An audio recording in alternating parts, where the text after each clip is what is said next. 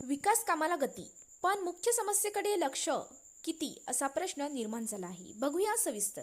नमस्कार, एबीपी मराठीमध्ये आपले स्वागत आहे. शेगाव शहरातील SBI कॉलनी मुख्य रस्त्याची अवस्था अतिशय दयनीय झालेली आहे. ह्या मुख्य रस्त्यावर संत श्री गजानन महाराज इंग्लिश स्कूल असून दररोज या रस्त्याने विद्यार्थ्यांची वर्दळ असते. सायंकाळी ट्युशन क्लासला जाणारे विद्यार्थी जातात. या रस्त्याचे काम व्हावे ही मागणी नागरिकांची आहेच, पण नगर परिषदेचे याकडे दुर्लक्ष आहे. इकडे DP रोडचे काम अतिशय झपाट्याने होताना दिसत आहे, मात्र वापरण्यातील रस्त्याकडे दुर्लक्ष आहे. परिसरातील चेंबरचे कामे हे अशा काही पद्धतीने झाले आहेत की ते बघून नवल वाटत आहे.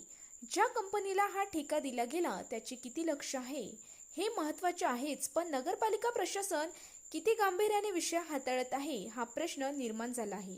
एकीकडे वापरात नसलेला रस्ता जोरात केला जातो, दुसरीकडे वापरातील रस्त्याची दुर्दशा, तर तिसरीकडे गल्ल्यांमध्ये चेंबर आणि रस्त्यात तारातंब नसल्याचे, तसेच रस्त्यात इलेक्ट्रिकल पोल तसेच ठेवून रस्ते पूर्ण करण्याचे काम असेच सुखसागर हॉटेल मागील परिसरात दिसले आहे.